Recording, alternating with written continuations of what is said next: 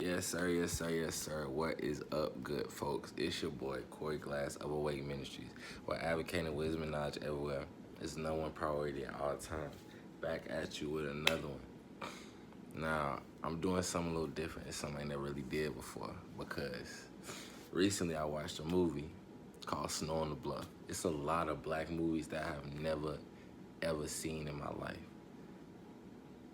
Like, never, ever. It's so many, like, popular black movies that I never seen because I guess I just was never really a movie person growing up. But I recently watched Sno On Tha Bluff. It was made in Atlanta, directed by Curtis Snow, and gee, the movie was fucking amazing. The movie was amazing. It was ghetto brilliance, if I do say so myself. So what this video will consist of is commentary, just based on what I observed in the movie. With that being said, I'm gonna get into it right now. Sno On Tha Bluff is a film produced by Damon Russell in 2011 that depicts the lifestyle of Atlanta native and protagonist Curtis Snow. This movie displays a transparent impression of the lifestyles and experiences of one who may live in the hood. While the representation of black culture may not be the most positive, or influential for that matter, the movie's exhibitions of hustling, gangbanging, tragedy, and family life give viewers an authentic perspective of everyday life in the black community. The videography of the movie was brilliant, and it was beautifully orchestrated from start to finish, if I do say so myself. Now, you got your critics out there, professional critics, or whatever, where they give their 2 cents on the quality of a movie and shit like that. Like, Rotten Tomatoes gave this shit like a 79%. I think that shit was bullshit because, like, who gives these ratings, bro? Like, that shit is so subjective. But anyway, fuck that. The one thing I like about Sno On Tha Bluff, it's like the actors, they was in their natural habitat. So, like, Sno On Tha Bluff was like a hood documentary on some shit. So with that being said, the people that was casted in the film or whatever, they were literally just being them because it was a movie about what go on in the hood, and you got hood niggas filming it. That's like similar to firefighters shooting the series Chicago Fire. You know what I'm saying? It's like you basically acting out what you do, so that make the role playing a whole lot easier. But with that being said, let it be noted that I am not critiquing the movie in any capacity, as I believe it gave the perfect depiction of what it's like to live in the ghetto. Rather, I'm addressing the acts committed in the movie and how some behaviors in the black community are detrimental to its growth and advancement. Meaning, I think Damon Russell and Curtis Snow did an excellent job orchestrating this movie, but in that same token, they put shit on display that go on in the black community that just don't help us as a people, point blank and period. Like, it don't matter how you slice it. I think accountability has to be taken within the black community in order for us to advance as a people. So basically, the commentary is gonna consist of the scenes that sort of stood out to me the most. With that being said, let's get into it, man. This shit is hilarious. Looking at his name. See what he has to Fuck it, say. I'm gonna talk to him. Let's just see what he's doing. Hey. Hey, what's going on? I see it in your face. I got the good stuff. All right. First of all, we're gonna stop the video right there because, oh my fucking gosh, this is what's so hilarious to me about this, bro. Do y'all see that nigga's face, bro? He has been itching for some scrub-ass niggas just like them to ride up on his block on that type of time. Like, gang, look at his face. This nigga is hungry. And I don't even mean in the sense of wanting food. This nigga is hungry. Like, if a nigga come up to you in the trenches and he got this demeanor on his face, G, you're grits. Cocaine, pills, whatever you want. That's pretty much You got exactly what I ecstasy? want. You got roll? Is Okay. it- The camera cool, ain't that y'all ain't no goddamn police. No, we're not No, police, it's- man. I mean, I film everything. It's not, Ignore him. you know. It's- I You mean- cool with that? Yeah. Okay, As long as y'all spending money, goddamn, it don't matter. Okay, Alright, no, cool, that's What y'all want to get? Alright, so check me out. Now, before I even get into this, first and foremost, I'd like to say that we have all sinned and come short of the glory, right? But this is the part that kind of plagues me with what he said.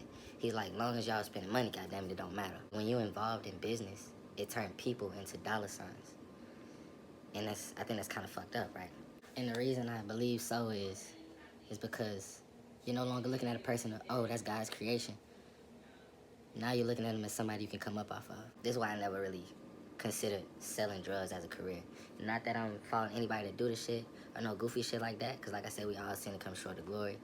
I'm not saying he's supporting or condoning the shit. I'm just telling you what the fuck I have going on with me. I just always knew of smarter avenues to make bread and on some shit like that. You're making provision, or you're being an open door for somebody's addiction or somebody's habit. You feel me? So it's like, you're not necessarily helping them in a sense. So, regardless of what you're providing for them, you're being a catalyst. You have to keep in mind that our bodies are temples that the Holy Spirit resides in. So with that being said, we have to make efforts to make sure that our bodies are in the best state that we can keep them in. Keeping it a being. Being doped up is not taking care of your body in the best fashion that you potentially could.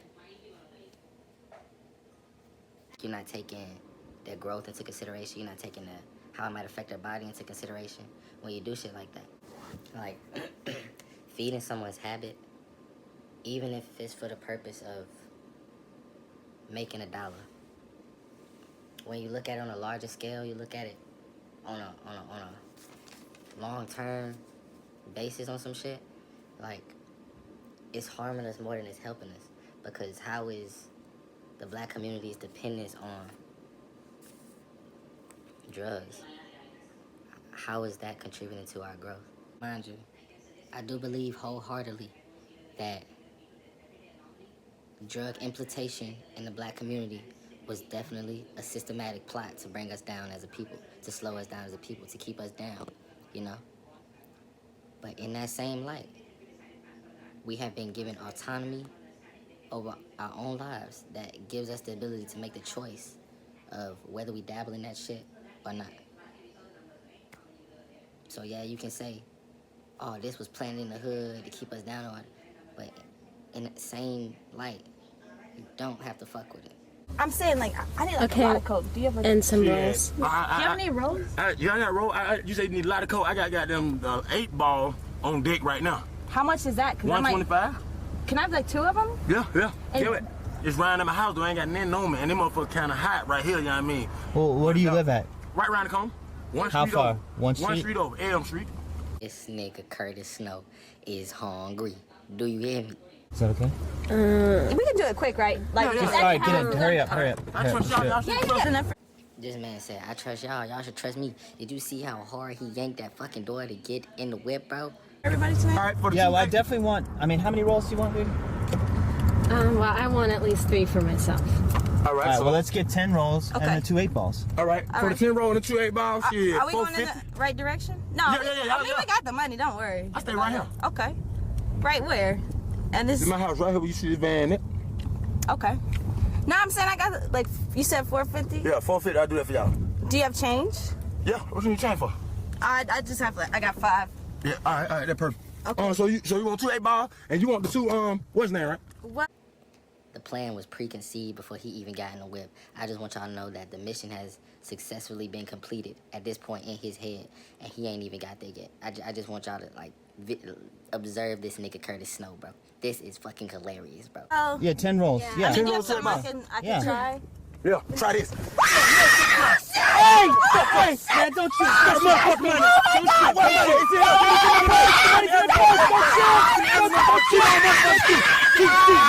Don't shoot. Don't shoot.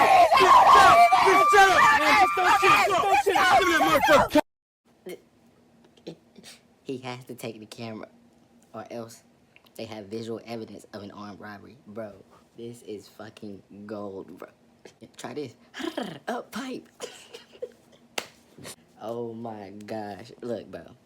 I'm not condoning robbery at all. But the orchestration, bro. How the plot unfolded, bro, is fucking hilarious. Take us back to the look on this nigga face when he walked up to the car, bro. This nigga looks hungry. They should have anticipated this to happen. This is fucking hilarious, bro. Like, these green ass niggas right up in this random trench thinking they finna get some good drugs. And they just got their fucking world rocked. Damn. Country, what's going on, baby? Yeah, man, I'm back in, first in flight, man. Hey, what's going on, y'all? Yeah, that's it. Nigga back in the trenches like nothing ever happened, bro. That's probably the first time that nigga has ever been seen with a big ass camera in his hand, bro. G, what's the move, baby? Hey, what's going on? I was on the other side of town for a little while, but I'm back now. Yeah, man. Yeah, it's good to see y'all. Wow, what's going on, baby? It's back on, baby. Time to ball again. You know what I mean? Time to ball again, baby. Goddamn right. Where my nigga Puncho at? Hey, what's going on, baby? Hey, what's up, baby? Y'all all right? So, boy, you don't believe it, boy. This motherfucker right here is stupid, boy. I need you want to take it for a spin? Boy, I got to. Man, that motherfucker, that's some of that high power shit, shout. I know that motherfucker right there cost, shout. Yeah, we don't do it, but I'm talking about no matter what happened, boy, keep that motherfucker rolling, but don't never turn it off. No matter what. I'm talking about goddamn, they can be a robber, a rape, a killing, or anything, boy. All right, baby, yeah. JP fine, man, you already know. You know what I mean? That's how we do it, man, all day, every day. What that is you smoking on? Oh, that's a real good shit. You want to hit it? Yeah. You rolling, man. You want a beer? No, I'm good, guys. This is one of my favorite aspects of the black community. The sense of family, the family vibe that you get, the strength of that shit. You see how he was embraced when he came up, like the love that you receive once you're like, if you in with them niggas, you know? Because y'all see how he just did them niggas. And how he came up off them green ass niggas pulling up and asking for what they asked for. But then you turn around and the way they all embrace and show love to each other. Man, that's golden, bro. Like how them being close knit and together. It's like the unified bond that comes with that community. You know what I'm saying? I think that's my favorite aspect of the black community, the togetherness, the love you receive and feel if you're a part of that.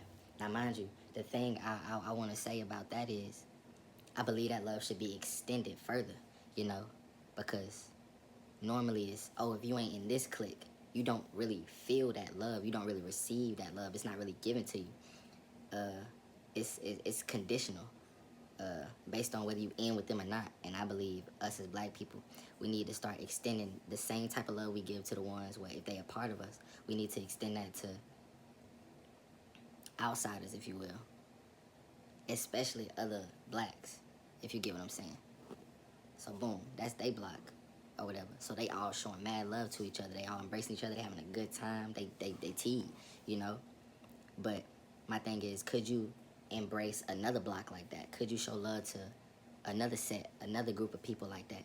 You feel me? Once we get to that point as a people, that's when unity is really starting to be a thing. That's when it's really happening. That's when we truly making progress as a people.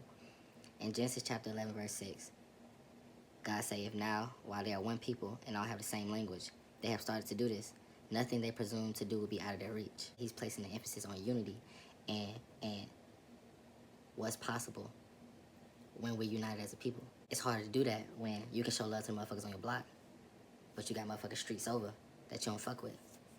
Or you don't extend that same love to them simply because they are not a part. You see what I'm saying? You showing love to this group of niggas because they the folks. But you saying fuck these niggas because they banging the peoples.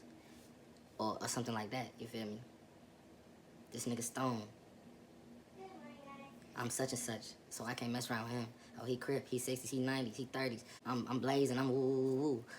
I can't fuck with him on some shit like that. And that's what's fucking us up as a people. I believe it's a systematic plot to keep us divided. Because you're more easily to be conquered when you're divided.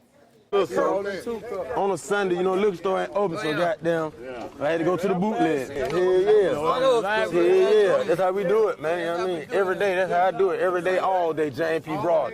Whatever I do out there in them streets, I bring my good fortune back and share it with my family people, you know what I mean? Going back to what I said earlier about him doing them other niggas dirty to come up off them, but he took what he had and he broke bread with his hood. It's like, a bad decision with good intentions in a sense. You feel me? So I really feel like it's some grace there. I'm not saying here condoning the act because it's one of the 10 commandments that tell us not to steal. So I can't condone that shit. But I can say that he sinned. But he wasn't selfish with him divvying up what he got, even though it was obtained in an unrighteous manner. So like, I feel like it's some grace there.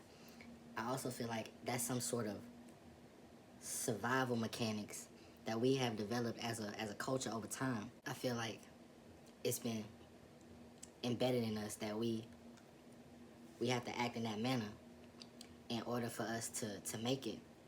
When truth be told, we don't have to. We're God's creations. God is the creator of all things. So I don't believe he would create an earth and then not place everything that we needed on it in order to make it or survive. In his word, he says that he will supply all of our needs according to his riches and glory in Jesus Christ. I don't believe for one second that God would place all of us here on this earth and then not give us a means of provision. Jehovah Jireh, he is our provider.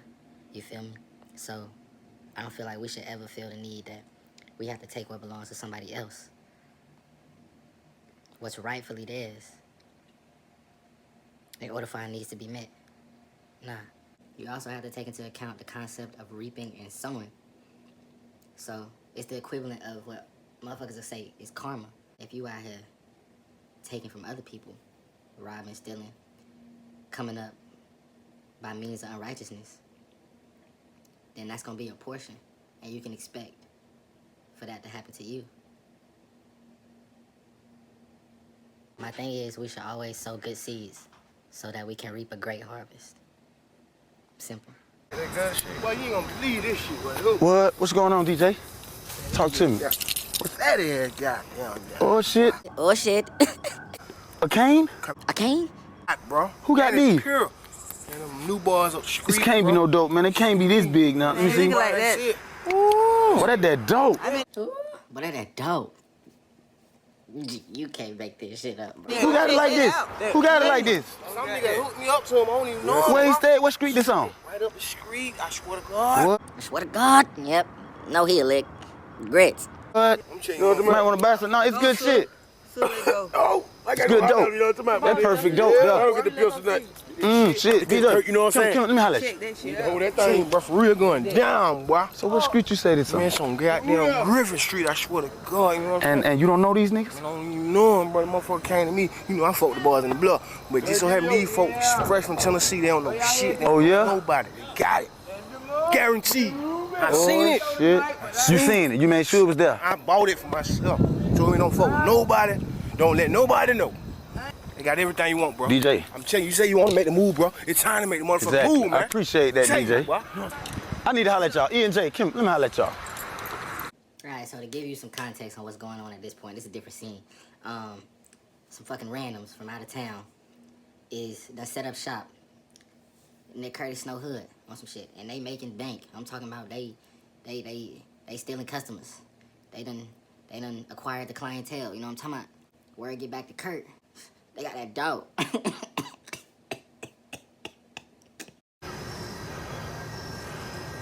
They serve, oh shit, there goes some customers going to them. You see this shit? These niggas booming all goddamn ready. Y'all see this shit? They got customers already. 2, 3 of them going at the door at one time. Coming from the opposite way, man. Them boys booming. Yeah, you see them? How many of them you see? How many of them it is? But this shit right here pissing me off, boy. Yeah. Yeah, that the man. He on the phone walking back and forth. The fuck he talking to? Ain't no motherfucking doubt about it. Ain't no doubt about that. I got to have these niggas. You wanna hit this? Yeah, let me hit that. Cause boy, you see I'm sweating, but I wanna go there right now and shoot all 3 of them niggas in their head, man. I wanna take it back to the old school, but I'm gonna calm down.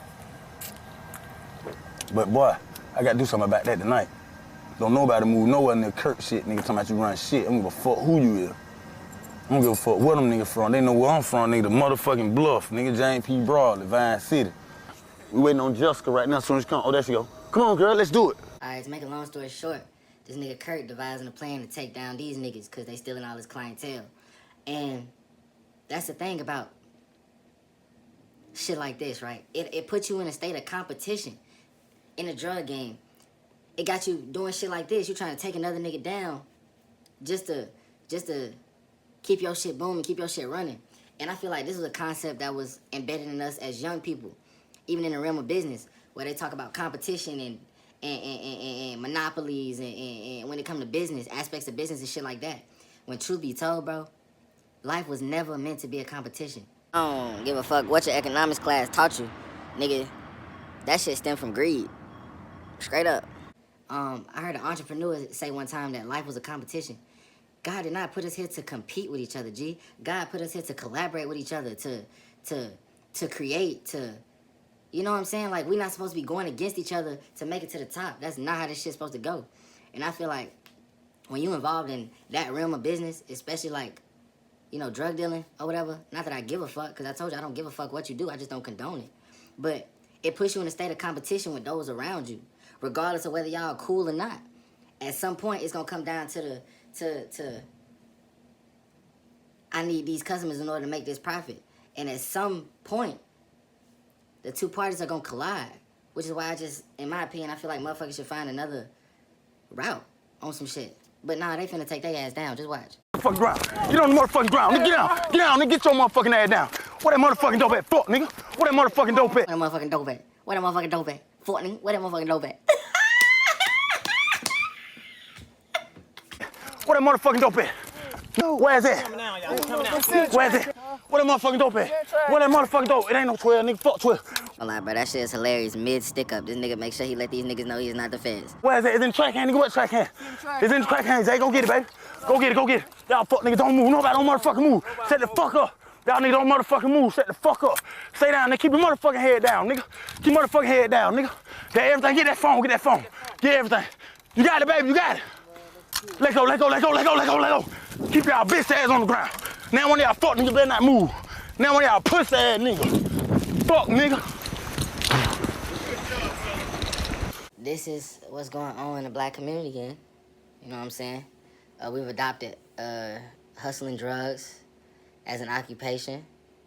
And, you know, in pursuit of that profit, we sometimes lose our morals in order to, you know, get one up on the next man. It's like a dog-eat-dog world in that shit. And I'm just here to let motherfuckers know that's not how life was supposed to be lived.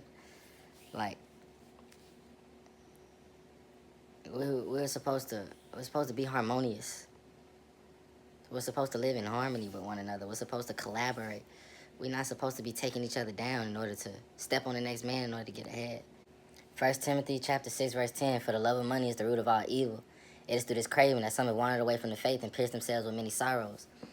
And those sorrows being the weight of a guilty conscience after the things that you do to acquire money, whether that be feeding somebody's drug habit, robbing a motherfucker to obtain what they got or some shit, to try and come up, killing a motherfucker over $1, some shit like that. Like, these are the sorrows that you pierce yourself with once you become money hungry. You lose your morals and you just have this get it by any means mentality, and that's not how life was supposed to be lived when we serve a God of provision. I know my boy miss his dad. I know he do. But it's all good. No matter what they tell you. I ain't gonna lie. The moments where I saw Curtis interacting with his son in the video, in the movie or whatever, it really, like, it touched a part of me, right? Because I'm like, he really do seem like he got, like, a loving side of him, like a fucking good side to him, you feel me? The way he interact with his child or whatever, you feel me? So I feel like he definitely got a heart on some shit. And I feel like that's another thing, especially within the black community. Like, nigga, we need to be better fucking dads. Like, we can't be deadbeats to our seeds on some shit. Like, the family structure consists of a mother, a father, and then the offspring. Both parents, the parental roles, look, motherfuckers gotta be active in their kids in order to raise a child in the way they should go, gang. Like, especially a father. Like, especially if you got a son, like, a father cannot be missing from the family structure. Like, in the hierarchy of leadership presented by God, you are the head, you are the leader. So with that being said, like, you gotta set the tone for this shit. You feel me? And I'm talking to all black men, those aspiring to be dads, those that's already dads. You feel me? If you raising children, bro, you need to be active in their lives. Like, you need to teach them the ropes or some shit. And not only that, you also need to set the right examples for them.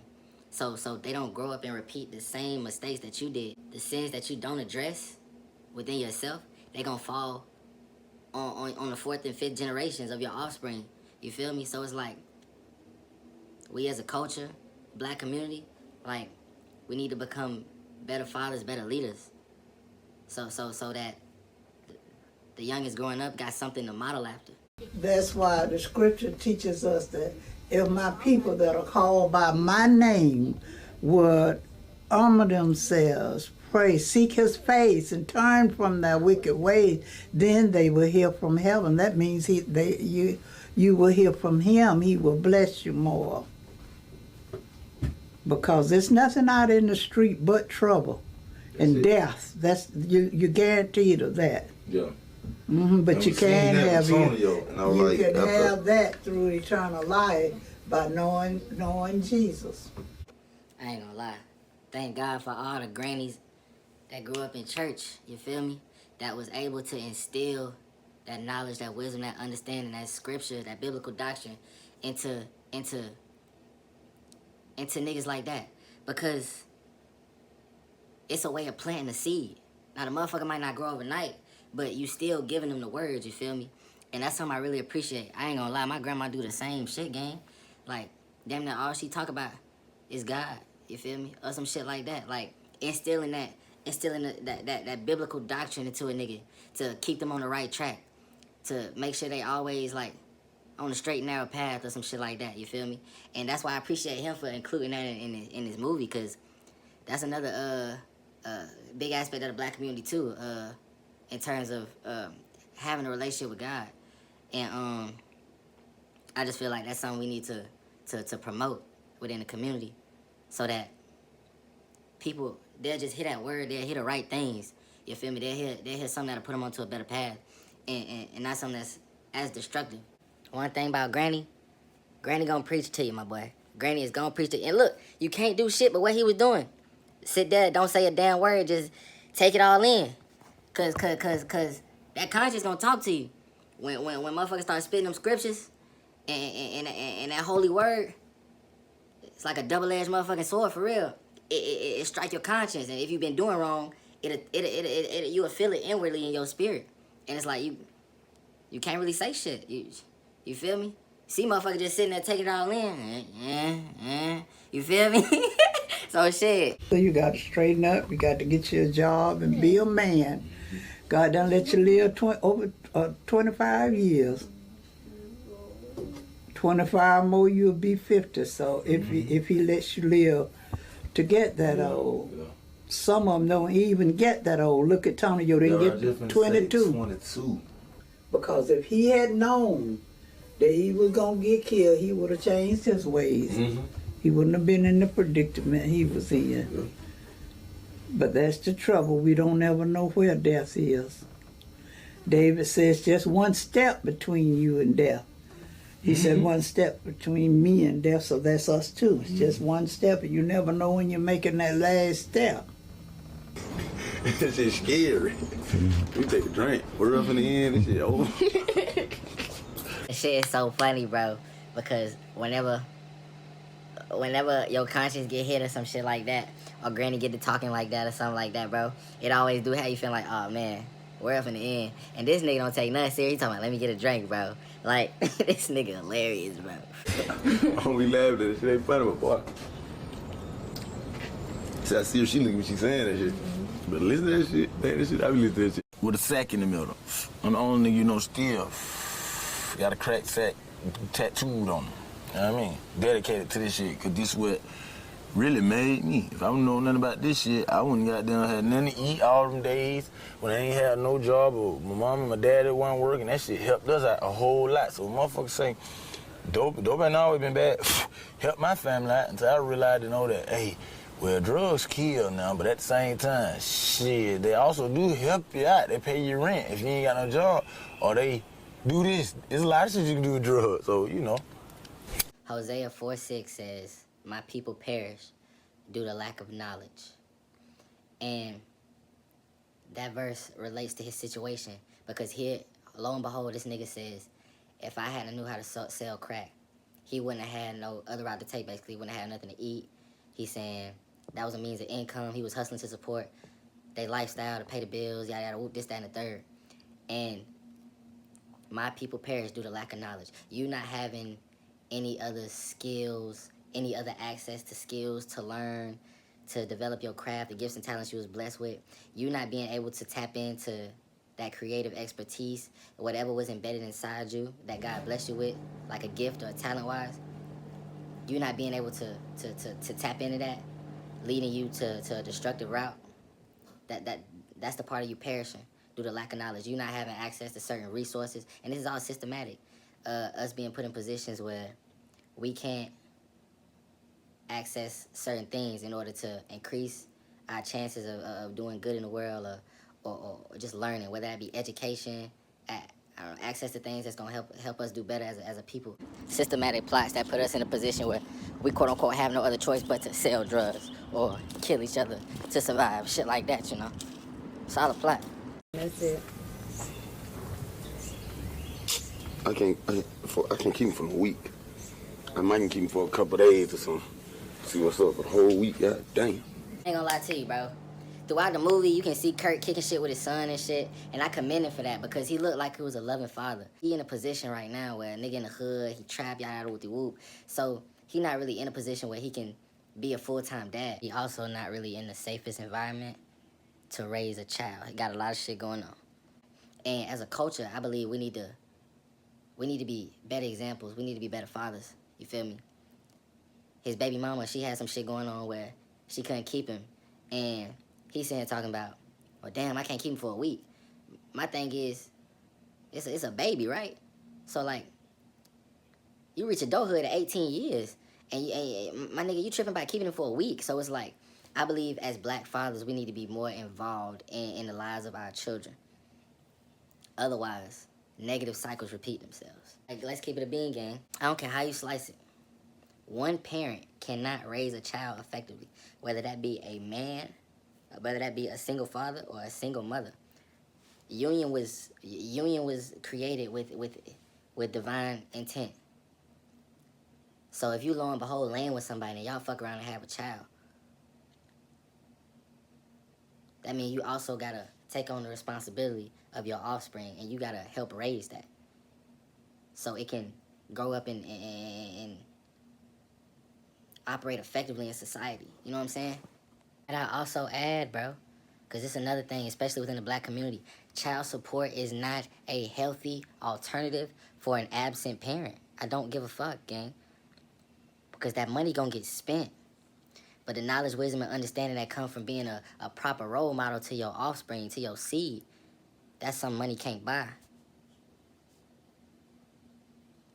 Being active in the life of your child, that's something money could never buy. So no, I don't condone child support in the slightest. As a matter of fact, I believe that's another systematic plot to divide the household, to divide the nuclear family structure. Because how can you place a dollar sign in front of a parental role?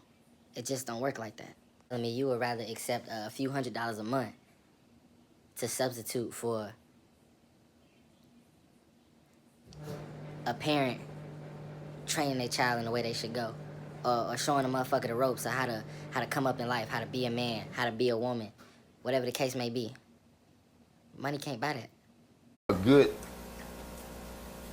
15 years, myself personally, but my uncles, cousins, whole generation of motherfuckers, you know what I mean? Been selling dope ever since I was goddamn born, way before I was even born. Like 25 years deep in the dope game, you know what I mean? First time I ever caught, I sold a nigga a nick for a dime. My uncle wasn't there.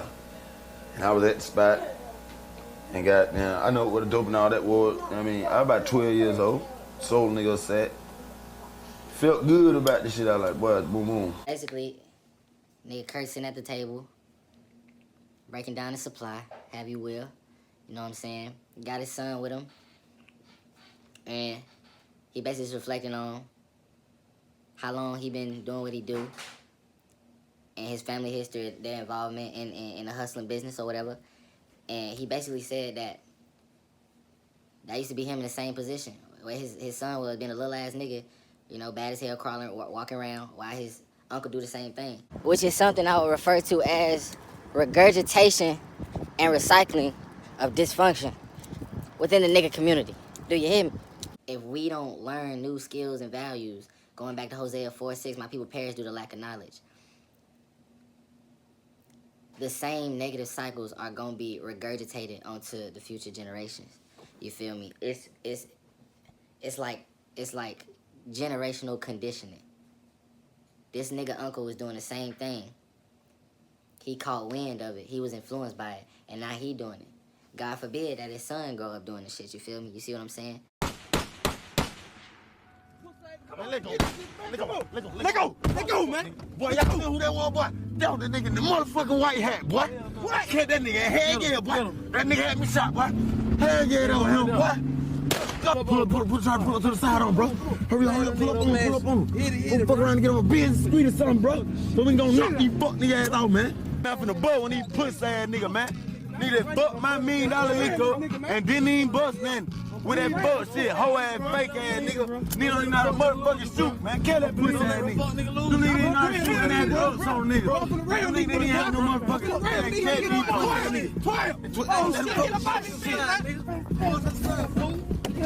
Oh shit! Fuck this shit. Fuck.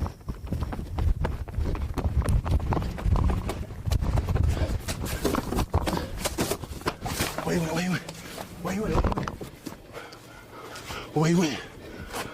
Stand. Wait. There you go. We had a dip before we called back up. So, niggas got the sparking at them, and they start sparking back. Simple as that. They chasing them down, trying to get theirs back, trying to get some straightening or whatever, and then they run to the police mid-chase. They hop out, scatties. You know what I'm talking about? The hood way. For a shed shirt. Check me out.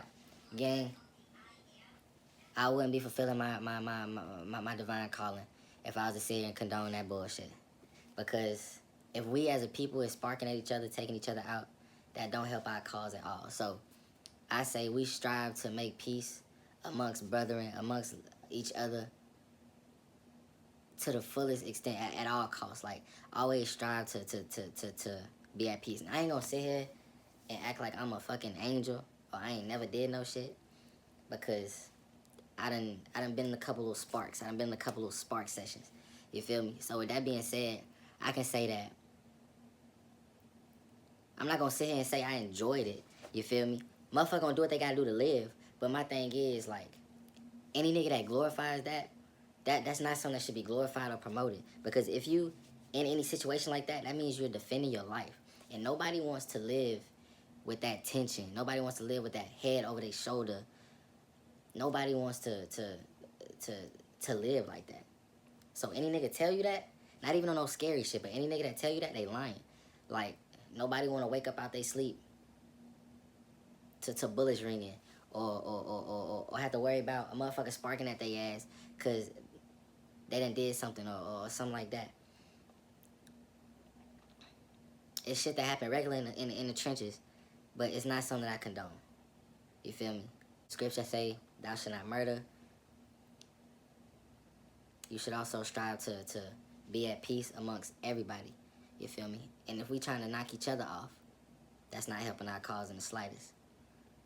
And my thing is, this should be over stupid shit, whether it be pride, ego, drugs, possessions, greed, jealousy, envy, whatever have you. And money, whatever the case may be, and the shit really don't be worth it. Because once a nigga gone, they on the other side, you can't really bring them back. And God hates hands that shed innocent blood. And I'm gonna leave that right there. And I'm not just sitting here saying if you done smack some shit, that it's just over with for you, because no, God done graced everybody, you know what I'm saying? Even Moses put one down, and God later called him to lead the whole nation. You know what I'm saying? So it's some grace involved. But my thing is, having the knowledge thereof, give it your best effort to not go there on some shit. You feel me? One thing that be throwing me the fuck, that threw me the fuck off too right here, right? And this is my biggest one too. Like, I never understood this shit. These niggas, all right, they had a little spark session with whoever started clapping at their ass. They start chasing at them in the car. Mid-chase, the police get on their ass. But they don't spark at their ass. They get out the car and start running. So my thing is, bro, and I have this mindset towards all niggas. You telling me that somebody the same color as you, somebody that probably from the same background, similar upbringing as you would spark at their ass, try to take their ass off the map. You know what I'm talking about? Do all kinds of evil or what have you would to them. And mind you, the niggas that's doing this, the niggas you calling your ops, they ain't never trying to put you in no box or lock you up or apprehend you or take away your freedom. But you telling me the niggas that's trying to take away your God-given rights, your freedom, your autonomy, you telling me you would run from their ass, but you would spark at another nigga? It just don't add up to me at all. I'm sorry, I never understood that shit. And I ain't trying to insinuate no violence or no yada yada whoop de whoop, so don't put no motherfucking words in my mouth. I'm just trying to bring some clarity, some motherfucking understanding. You feel me? The shit don't add up. You would spark at another nigga, but not another nigga that bleed just like you. That's all I'm saying. Take it how it resonates, take it how you will. These niggas just had a shootout with each other, trying to take each other fucking head off. But a nigga pull up with a badge on, bleed the same as you. Only difference is he backed by the Constitution or some goofy shit like that. And you running from him. You on skates for him. I never understood that shit. Now, I ain't sitting here trying to promote no violence, no. I just want niggas to sit there and think about that right now. When people that have been put in positions of power or defense or to uphold the law, yada what have you will, when they're not upholding that in a righteous manner, then it's important for us to understand and know and remember who our ultimate authority figure is, if you feel what I'm saying. The ultimate authority figure is the Lord. So don't forget that. You would put on skates for the police, but you would sit here and shoot at a nigga the same color as you. You would run from a nigga trying to lock you in a box, trying to take away your freedom, possibly your life, depending on who you fucking with. And not only that, but you would surrender and give them the opportunity to do so. But you would shoot at your own kind. This is the type of shit I want niggas to realize. But hey, who am I? That was pretty much it, gang. I ain't gonna count. That's my little on what I seen from Sno On Tha Bluff. That really stood out to me. That movie was fucking gold. When I tell you it was the perfect, it was ghetto perfection. Like, they couldn't have orchestrated, they couldn't have made the movie no better. It was brilliance. That was black excellence. And if I was to rate it, I would give it 110%, because that shit showed exactly what the fuck go on in the black community, and some shit just need to be addressed. And that was just some of the few things that I saw in the movie. Enjoyed the movie to the fullest. I'm gonna watch it again, bro. And I encourage y'all to watch it. Shout out to Curtis Snow. Shout out to Damon Russell. Shout out to Vine City. Shout out to James P. Broad, nigga, for giving us a hood classic. You know what I'm saying? I say job well done. That was amazing. It should have got more reach than it did. I think that's something that should have been played in the movies if it wasn't. It was a good movie. It showed what going on in the hood. But in that same token, niggas, we got shit we need to work on. Point blank and period. Putting God at the forefront of it, that's the that's a fire starter for it, you know. That'll always help. You can't really go wrong with that. Even being in the trenches, you know. So, may God bless each and every one of y'all in the sound of my voice, those who thought enough to watch this all the way to the end. Shout out to them guys for that wonderful production. It had a positive impact on my life, and hopefully after this video,